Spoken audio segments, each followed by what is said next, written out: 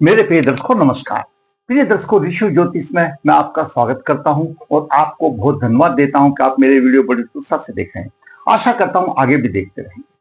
दर्शकों, आज का विषय है कि आखिर आपको धन कहां से मिलेगा। आर्थिक युग है, धन सबको चाहिए, धन किसको नहीं चाहिए, आखिर मिलेगा किसको। ये कुंडली के 12 भाव हैं। ये लगन का भाव, द्वितीय भाव, तृतीय, चतुर्थ, पंचम, छठा, सप्तम, अष्टम, नवम, दसम, एकादश, द्वादश 12 भाव है। इनके बारे में मैं आपको पहले भी कई बार बता चुका हूं, लेकिन आज हम बात करेंगे धन की। धन प्राप्ति के योग क्या है? द्वितीय भाव और भावेश। ये द्वितीय भाव धन का भाव है। इसका भाव में कौन सी राशि है, उसका स्वामी कौन है? द्वितीय भाव और भावेश। इसके ऊपर दृष्टि किन किन ग्रहों की है? वो शुभ दृष्टि से देख रहा है, अशुभ दृष्टि से देख रहा है, ये भी है। धन का कारक द्वितीय भाव धन का भाव है और एकादश भाव भी आमदनी का भाव है। इनके कारक ग्रह गुरु हैं। कारक का मतलब आप ये सोचो, धन देने वाले गुरु हैं। और जो यहां पर राशि आई वो तो आज कोई दूसरी राशि है, 2 घंटे के बाद कोई दूसरी आ जाएगी, वो एक अलग बात है कि 2 घंटे के बाद लगन चेंज हो जाता है। तो पहले मैं बताया भाव और भावेश की क्या स्थिति होनी चाहिए। अच्छी स्थिति हो तो धन मिलेगा। और एकाद द्वितीय भाव का कारक गुरु है।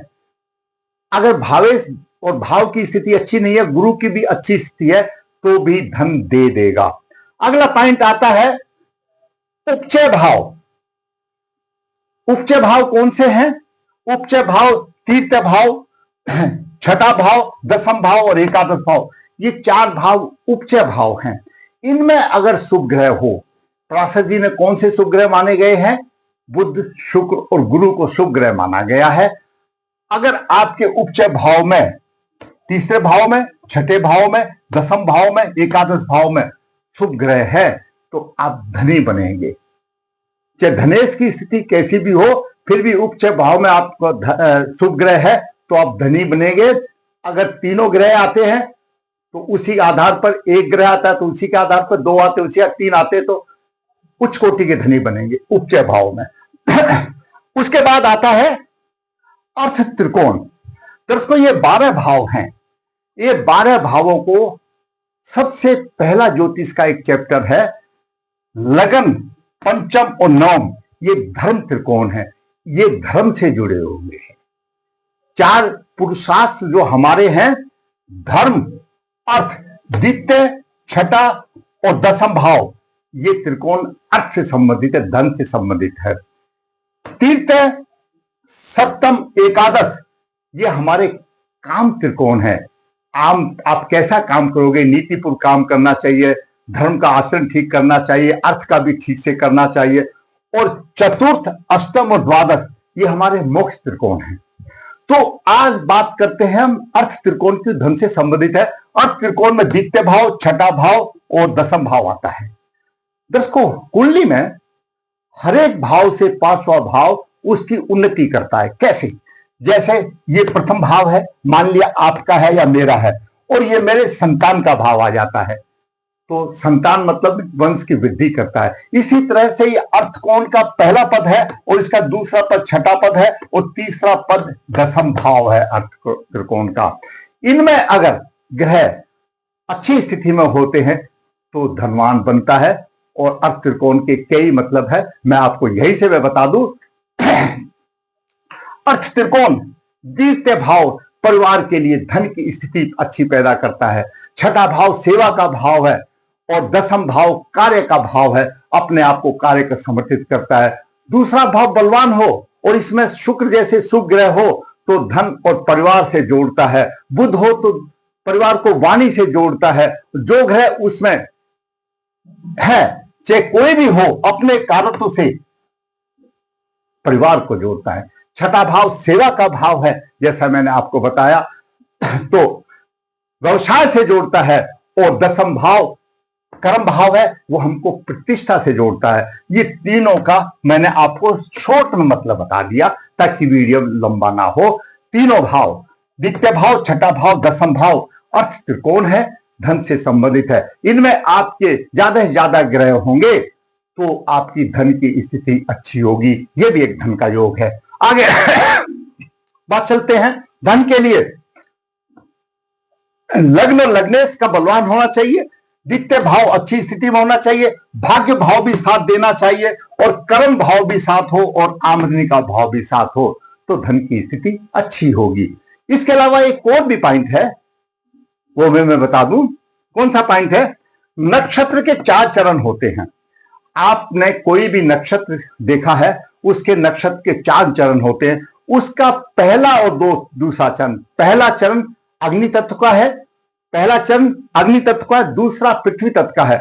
जितने आपकी कुंडली में जो भी ग्रह बैठे हैं वो पहले या दूसरे, कोई भी नक्षत्र में होने दो, उसके पहले या दूसरे चरण में होंगे तो भी धन की स्थिति अच्छी होगी। उनको नवाज से उसको ऊर्जा मिलेगी। यह भी एक पॉइंट आ गया। अगला पॉइंट और मैं बता देता हूं धन का, उसके बाद धन की कोई स्थिति नहीं है। अगला पॉइंट है महायोग राशि परिवर्तन योग। ये 12 भाव हैं। अगर छठा, अष्टम, द्वादश भाव, इन केंद्र, त्रिकोण, एकादश और द्वादश भाव से राशि परिवर्तन योग करता है तो दैत्य योग होता है, धन की हानि होती है। तीसरा भाव, द्वितीय भाव, प्रथम, चतुर्थ, चारों केंद्र, त्रिकोण और एकादश भाव से राशि परिवर्तन करता है तो खल योग होता है, अप एंड डाउन होती है। लेकिन दर्शकों, द्वितीय भाव, लगन का भाव, एकादश भाव, दशम, सप्तम, चतुर्थ, पंचम और नौ, यानी तीसरा, छठा, अष्टम और द्वादश भाव को छोड़ दो, इनका आपस में राशि परिवर्तन होता है तो महायोग होता है, राशि परिवर्तन होता है। और उसके ऊपर माता लक्ष्मी की हमेशा कृपा रहती है। यह भी माता लक्ष्मी की कृपा है, तो यह भी मैंने आपको बता दिया। आज हम बात करेंगे दूसरे भाव पर। यह है धन भाव। धन भाव वाणी का भी भाव है, कुटुंब का भाव है, भरण पोषण का भाव है, कुटुंब का, धन का भाव है और चल अचल संपत्ति का भाव है। इसके कारक गुरु हैं और काल पुरुष की राशि में शुक्र का स्थान है। शुक्र भी धन से संबंधित है। यहां पर ग्रह कोई भी हो, अगर वह ग्रह अपनी राशि में है तो वह बलवान हो तो उसी के कारत्व के से आगे धन की वृद्धि होगी। अगर आपका धन का भाव धन में ही है तो आपके कुटुंब से धन से ही वृद्धि हो जाएगी। अगर आपका लगन के भाव में है, आपका धन भाव का स्वामी लक्ष्मी भाव में है, यानी धन भाव का स्वामी लगन में है तो माता लक्ष्मी की विशेष कृपा होगी, धनवान होगा, कीर्तिवान होगा, सभी भोगों को भोगता है। जैसा ग्रह होगा वैसे ही फल मिलेंगे। उसी से कारत्व के अनुसार उसको काम करने की चेष्टा आ जाएगी। मंगल होगा तो मंगल की तरह, गुरु होगा तो गुरु की तरह, अलग अलग कारक है। जैसे मंगल सेना में भी जा सकता है, पुलिस में भी जा सकता है, उसमें भी जाकर के बड़ा इंजीनियर भी जा सकता है। और गुरु अगर हो तो धर्म उपदेशक बन सकता है, उपदेश दे सकता है, नीतिवान होता है तो वकील बन सकता है, ऐसे। और यहां पर अगर वाणी से संबंधित आए तो वह अपनी वाणी से प्रवचन बोल करके धन कमा सकता है, कथावाचक हो सकता है, टीचर हो सकता है। इस तरह से जो भी हो उसको होता है। अब बात करें धन भाव का स्वामी धन में ही हो, दूसरे में ही हो, तो दर्शकों लक्ष्मी योग होता है। धनी सफल व्यवसायी होता है और सत्यवक्ता होता है और विख्यात होता है और माता जी की हमेशा कृपा रहती है। और ऐसे द्वितीय भाव में अगर शुक्र जैसा उच्च राशि में आ जाए तो उसका कारोबार और बढ़ चढ़ करके होता है। अगर द्वितीय भाव का स्वामी तृतीय भाव में, तृतीय भाव पराक्रम का भाई का है, अपने साहस से धन कमाएगा। जैसा ग्रह है वह उसी तरह से घर कमाएगा और भाइयों से कमाएगा। अगर अशुभ है तो कहीं नहीं होगा। मैं बात बता रहा हूं, ये बलवान ग्रह की बात बता रहा हूं। उसी तरह से अगर धन भाव का स्वामी चतुर्थ भाव में, चतुर्थ भाव में अगर धन भाव का स्वामी है तो माता पिता का लंबे मिलता है। और गुरु जैसा उच्च राशि में हो, राजा तुल्य जैसा हो जाता है। यहां पर अगर ऐसा ग्रह हो तो ये देखना होता है कि ग्रह कौन सा है, किस तरह से। और धन भाव का स्वामी पंचम भाव में हो तो अकस्मात धन मिलता है। क्यों? पंचम की दृष्टि सीधी एकादश पर आती है, धन मिलता है और नौकरी में प्रमोशन भी मिलता है। छठे भाव में अगर धन भाव का स्वामी हो, शत्रुओं से धन कमाता है। अगर निर्बल हो तो परेशानी भी उठाता है। मैं बात बता रहा हूं बलवान की। अगर धन भाव का स्वामी सप्तम भाव में हो तो 10 को पत्नी के द्वारा धन की आमदनी होती है, ससुराल धनी मिलती है ऐसे आदमी को, और धनेश उच्च का हो और सप्तमेश के साथ हो तो विदेश में भी वह जमा कर देता है अगर धन भाव का स्वामी यहां पर हो। अब बात करते हैं धन भाव का स्वामी अष्टम भाव में हो तो पैसा डूबने का खतरा रहता है। नवम भाव में हो तो धर्म कर्म में विश्वास रखता है, सामान्य स्थिति होती है। अगर द्वितीय भाव का स्वामी नवम भाव में उच्च राशि का हो तो बड़ा अटूट लक्ष्मी का स्वामी बन जाता है।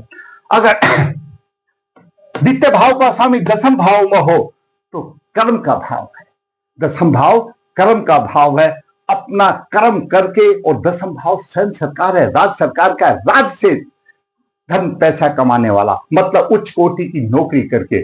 राज सरकार में कर्मचारी निम्न स्तर का भी होता है, उच्च स्तर का भी होता है। तो जैसी आपकी ग्रहों की बलवंता होगी कुंडली में, उसी हिसाब से वह राज से धन कमाएगा, नौकरी करके कमाएगा, सरकारी नौकरी करके धन कमाएगा, उच्च पद को हासिल करेगा। अगर धन भाव का स्वामी एकादश भाव में हो, द्वितीय भाव का स्वामी एकादश भाव में हो तो व्यवहार कुशल होगा, धन की उसको कमी नहीं होगी, दूसरों की सहायता करने वाला होगा, समाज में जोड़ता है। क्यों? एकादश भाव काम त्रिकोण का भाव है, तीसरा पद है, समाज से जोड़ता है। अच्छी स्थिति, जब धन की स्थिति होती है तो जातक समाज से जुड़ जाता है, इज्जत होता है, और उच्च राशि में हो तो उच्च शिखर पर ले जाता है। धन भाव का स्वामी द्वादश भाव में हो तो दरिद्र बनाता है, जितना कमाया सब खत्म हो जाता है। ये मैंने आपको बताया, और हीन भावना आ जाती है। इसके अलावा दर्शकों और भी ग्रह हैं जो धन हानि करने वाले हैं। अगर गुरु यहां पर है, गुरु की सप्तम दृष्टि द्वादश में है, यहां पर भी है, तो खर्चा भी कर देगा और ऋणी भी बना देगा, ऋण भी बना देगा।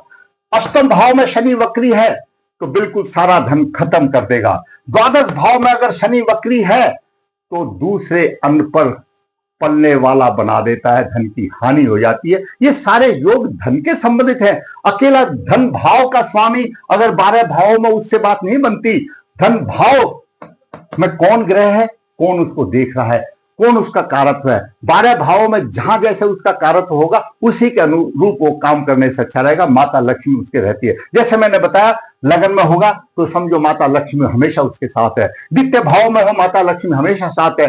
तृतीय भाव में पराक्रम करेगा तुम्हारे, और चतुर्थ भाव में माता का सुख, पिता का सुख, हमेशा माता लक्ष्मी का साथ है। पंचम भाव भी इसी तरह से, छठा भाव शत्रु, सप्तम भाव स्त्री द्वारा मिल जाता है, अष्टम भाव में मजे वाली बात नहीं रहती, नौ भाव धर्म भाव है, धर्म के प्रति रुझान होता। दसम भाव कर्म का भाव है, काम करके ही माता लक्ष्मी देगी, और एकादश भाव तो अटूट लक्ष्मी का भाव हो जाता है। मैंने आपको शॉर्ट में बता दिया। अब इस संबंधित कुंडली जिसका मैं उदाहरण देने जा रहा हूं, धन प्राप्ति कहां से होगी, कहां पर है माता लक्ष्मी, धनेश कहां पर, अर्थ त्रिकोण उच्च भाव, मैंने सब आपको अर्थ त्रिकोण उच्च भाव बता दिया।